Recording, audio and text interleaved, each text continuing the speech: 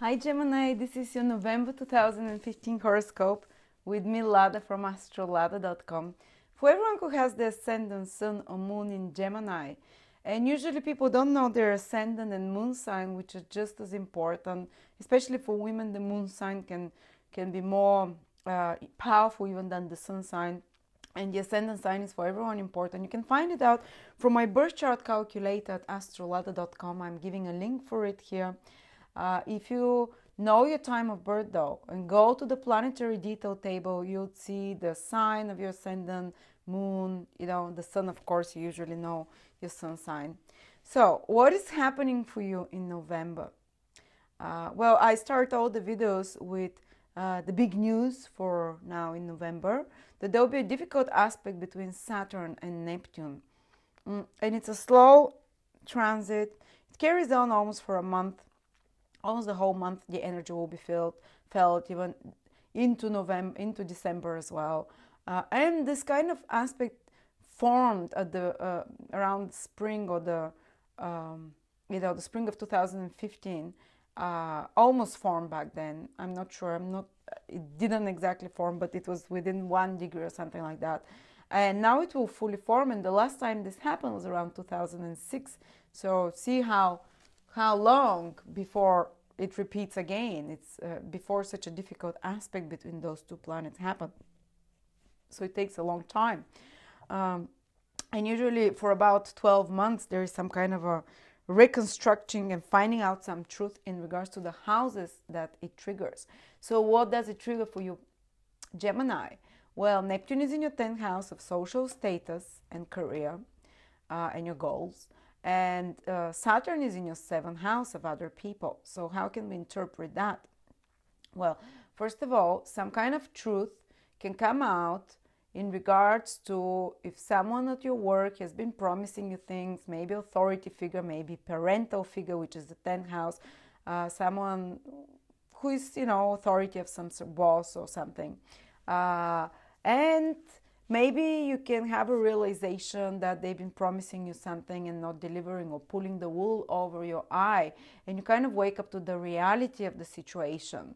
Because Saturn is the planet of reality. It wants to correct something that is not truthful. And Neptune is this very illusory, ambivalent planet.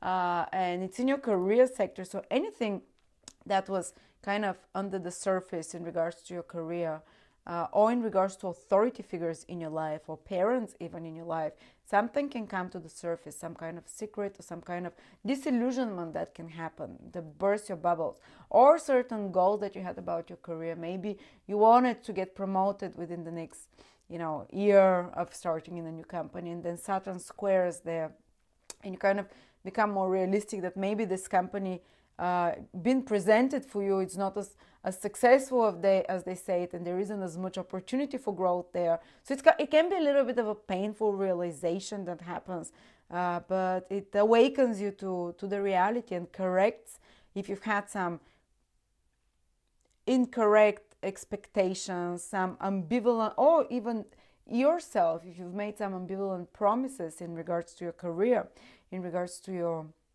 or ambivalent attitude in regards to your career. You can wake up to the reality of that you have to become much more straight, much more forward, not ambivalent in any sort.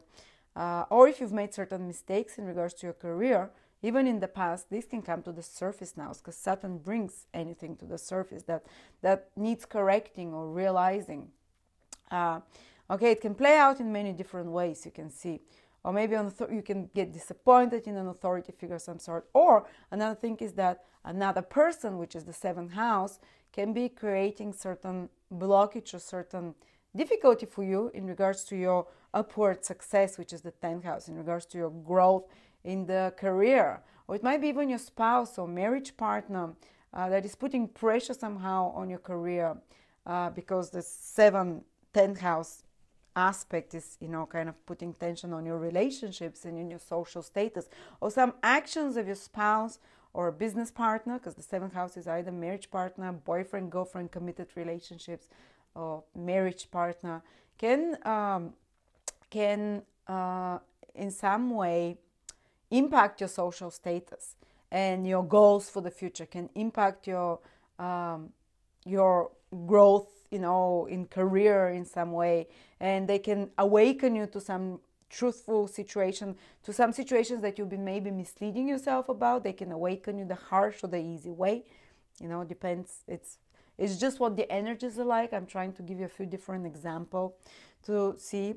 But another thing as well, Saturn is in your 7th house of other people, so business partner, relationship partner of some sort, marriage partner, or even clients of some sort.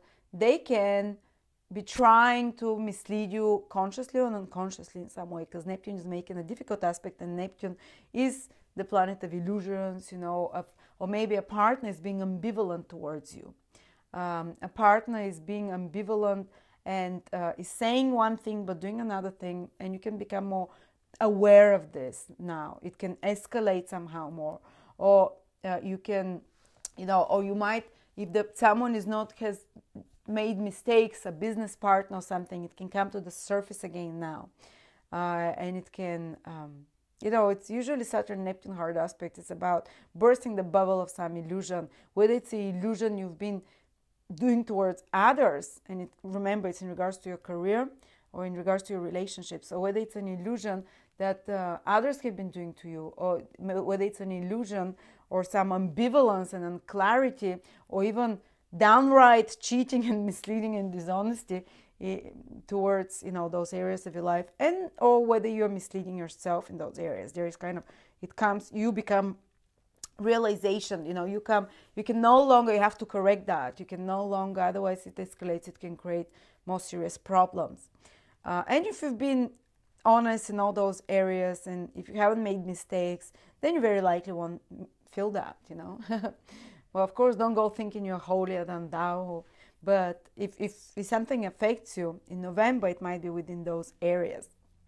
And it doesn't have to be something too dramatic. As I said, maybe you can decide, okay, those clients are not really there for the deal, so this changes my plans for my career and for my plans for the next project. So I was hoping it's going to work out, but now I see that I have to tweak and change the whole plan. And okay, of course, I'm a bit disillusioned with those clients, and that this will have to impact my the next project in my career, or you know, or maybe it might play the other way around. Well, the boss promised me promotion, and I was hoping when I get the promotion I can get married, 7th, 10th house, you know. But now that I'm not getting this promotion, maybe I have to rethink how am I gonna, you know, lead my sort this out, or how am I going to, or, you know, something. There are different possibilities that happen. But anyway, let's move away from that transit. What else is happening for you, Gemini, in November? There is 2 planets of fun in your 5th house. It's Mars and Venus. Mars comes there from around the 12th, I think, around the 12th of November, and will stay in your 5th house till the end of December. So it energizes you for more adventure. It energizes you for having more fun. And even if you're not someone who likes sports, usually when Mars is in the 5th house, the person gets more active. I've always noticed that. Even I, who find it hard to move from the sofa, when Mars is in my 5th house, I pick up some sport, or I have more fun moving about, because my 5th house is the house of enjoyment and savoring things, and you feel inspiration there. And Mars is the planet of physical activities, and you get more energized overall, starting from around the 12th of November, Gemini, and well into the end of December, because Mars is in this very inspiring 5th house. And if you have any creative projects, you can be quite excited and energized about them as well. You can move things ahead. If you have your own business, because 5th house is anything that we create ourselves, whether it's our children or a business that you nurture like a child of yours, Mars going there can energize you and make you a bit more feisty in that direction and pushing to get things going. But we need sometimes this, you know. And your creative juices can start flowing as well, because Venus is in your 5th house in most of November, and Venus is the planet naturally of art, of inspiration, and Venus, 5th house also rules romance, and Mars there makes you more initiative in maybe going pursuing romantic interests. Venus there can help you attract those to yourself as well. One planet goes after the things it wants, Mars. The other one attracts the things by exuding charm and, you know, by feeling inner content, content. And so when both of those planets are in your fifth house, I would say that November and also very and into December, you would have fun time. You would be, these are the preparations for the holidays, so good parties, you'll be invited. You might feel like center of attention. You might feel more flirtatious, more fun, more creative with your communications, with everything, with your expression, more fiery. I had Mars and Venus in my fifth house for most of the summer, and I was on fire, partying and enjoying myself. Had a lot of creative ideas. Yeah, so that's one side of it. And romance as well, as I said, it can get, I'm not saying you're gonna be like going on a date every day. If naturally your horoscope does not resonate and is not a horoscope indicative of much things happening when it comes to romance, then no matter how many planets trigger your fifth house, you might just get to watch some romantic films, you know. But some people, when they already have a horoscope that indicates such developments, when it gets triggered, the fifth house, my God, it's like dates and flirts and playfulness and creativity. All those things start happening a lot. Okay, let's see what else is happening, Gemini. The Sun and Mercury are in your sixth house. Yes.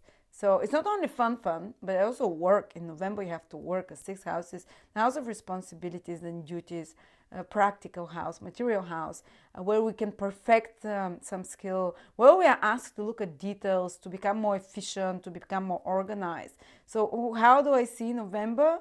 Especially from the middle of November, when Mars and Venus get into your fifth house as well, it will be fun and hard work. So basically, responsibilities measured with a good dose of fun. But still around the middle of November, it's more that you are focused on responsibility, on work, on working something behind the scenes, getting down to the details, having to do duties, organize yourself, being more efficient, more responsibilities there.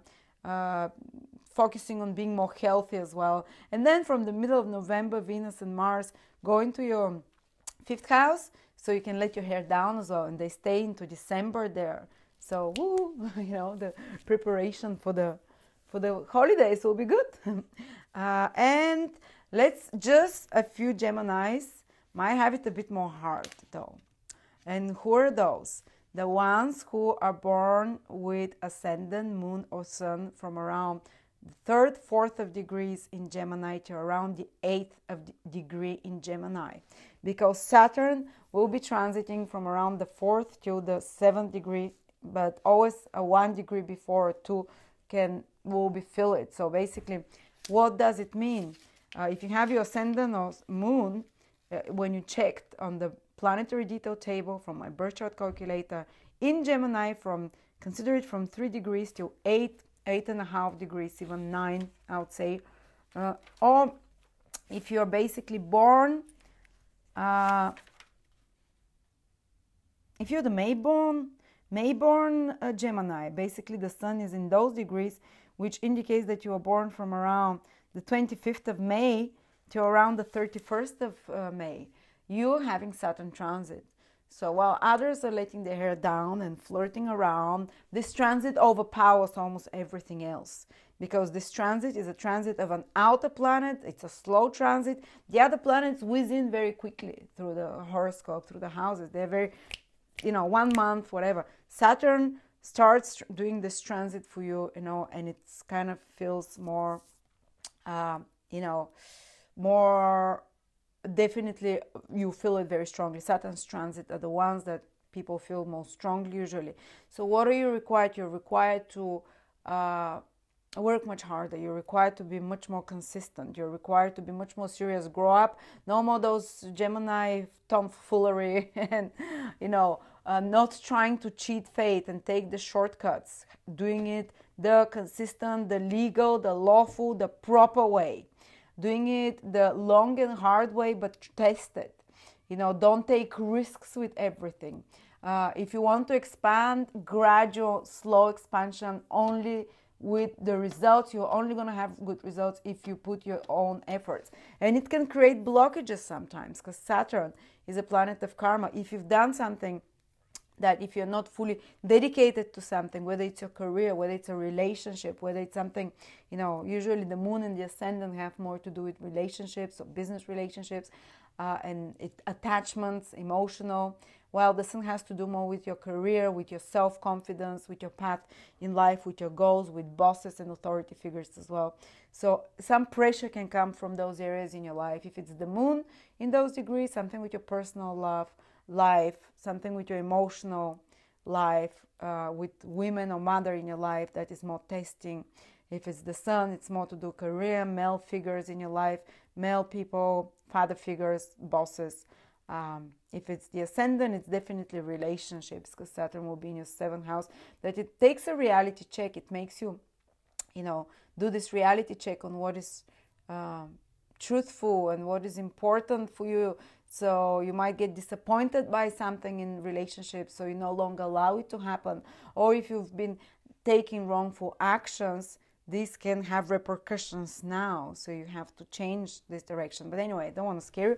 It's just Saturn is always a time of, getting serious, getting honest, but only if you're born in those degrees. All the other Gemini, they are having a very different influences that we're talking. They'll feel much more the other influences. So thank you very much, Gemini. Hope I was able to help, and I will see you next month.